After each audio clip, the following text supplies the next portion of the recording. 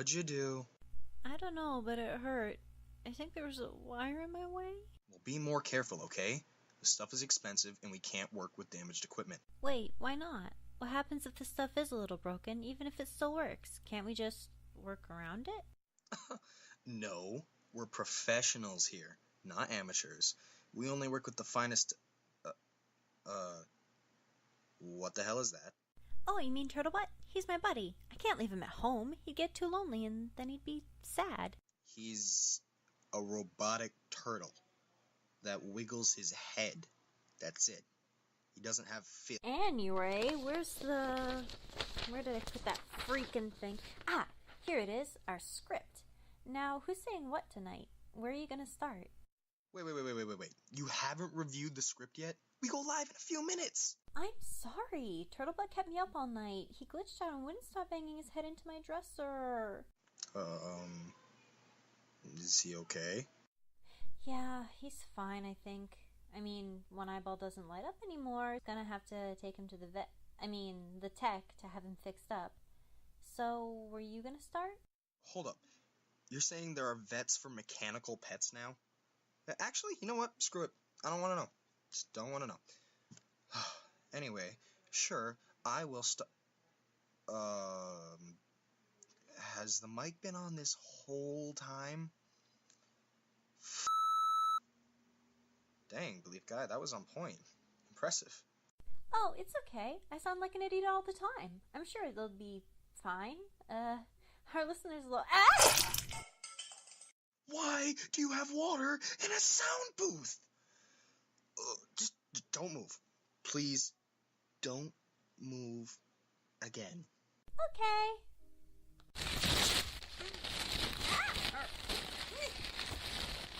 Oh, better. You're always fixing things. Yay! Yeah, working with you has turned me into Hanny freaking Manny. Okay, now we're ready to you didn't turn the mic off, did you? Shit. Hockey mushrooms. Well, I guess we're just gonna have to start our show. Hello and good evening, listeners, and welcome to the Black Hole Syndicate Show. It's your host, Owen with the most, and riding shotgun is Amber the Rambler. Ow! I mean, Amber the Ranter. And folks, I gotta tell you, we've got a treat in store today. We sure do. Go on, tell them. We were able to get our hands on a couple of upcoming gaming devices this week and had the chance to test them both out. For today's show, we're going to give you a brief review of both of them. How's that sound, Amber? That sounds great, Owen. What's first on the list? First up, we have the PlayStation VR headset, one of the first virtual reality gaming devices to ever be released. Designed for comfort and digital immersion, you could literally and figuratively lose yourself. Really, you can't see your surroundings, so you might actually run into things in the real world. But man, those graphics are intense. Ooh, but at what cost? This tech is pretty pricey as far as controllers and console equipment in general goes. You can still play PlayStation games without the headset, though there are no games that overlap yet. You can't play a game on both a headset and a regular controller. Bummer. But the graphics are fantastic, as long as you don't break a window or something on accident while you're playing. Yeah, that would suck. Still, virtual reality has been something the gaming community has been anticipating for a long time. I'm curious to see how it will affect the industry. I know that I'm excited for it, but I'm also worried about the possibility that it could take over console gaming as we know it. Sometimes it's nice to just kick your feet up with a good old-fashioned controller and mash the A button. Know what I mean? Yeah, I agree. Sometimes you just want to be physically present in your own space, whether you're with people or alone. Living completely in a digital world has its drawbacks. That's another one of the worries I have. With popular virtual reality gaming shows like the anime Sword Art Online and AI lover movies like Her and Ex Machina taking the world by storm, we've seen the potential dark side of virtual reality. Not that I'm worried about a genius sociopath holding everyone hostage in a virtual fantasy world, but there's the fact that people could get pretty lost in virtual reality. Eventually, some people might have trouble differentiating between what is real and what isn't. People might feel as though living in virtual reality is better than the real world. But what about those paralyzed people who retrained their brains to walk again? What? I didn't hear about that. They actually learned how to walk again by using virtual headsets?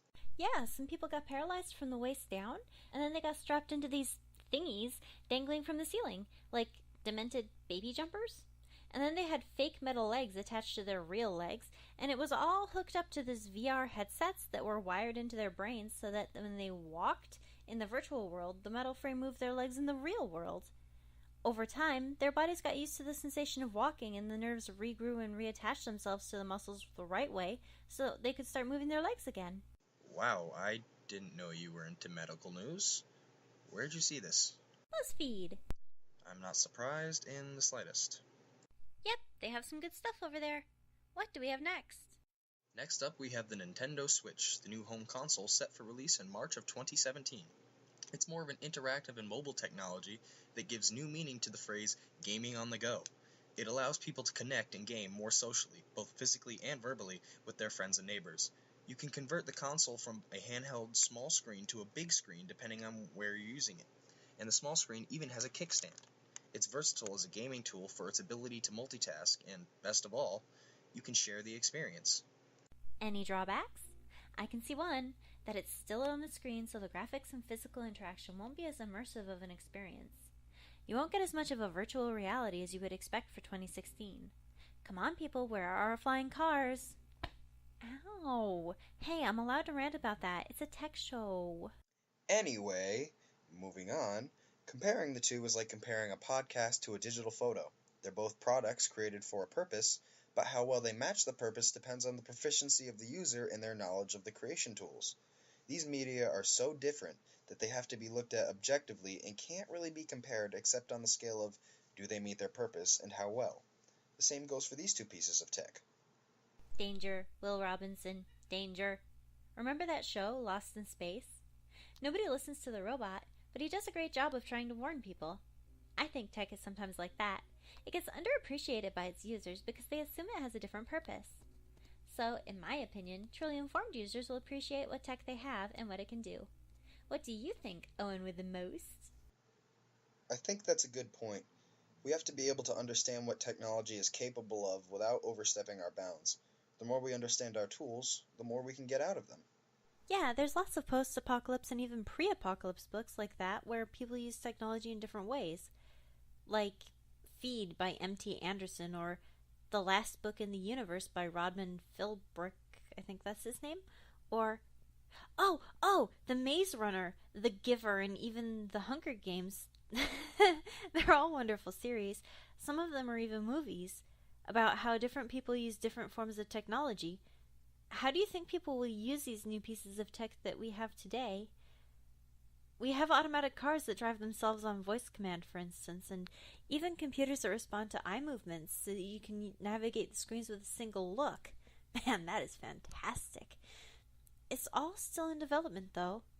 Do you think people are actually closer to becoming cyborgs and losing touch with their human sides? It'll be interesting to see what happens, to say the least. Owen, please answer me. I mean, I see so many kids on now and YouTube at younger and younger ages doing more drastic things for attention, getting cyberbullied, spending so much time talking to pen pals online instead of making friends in person.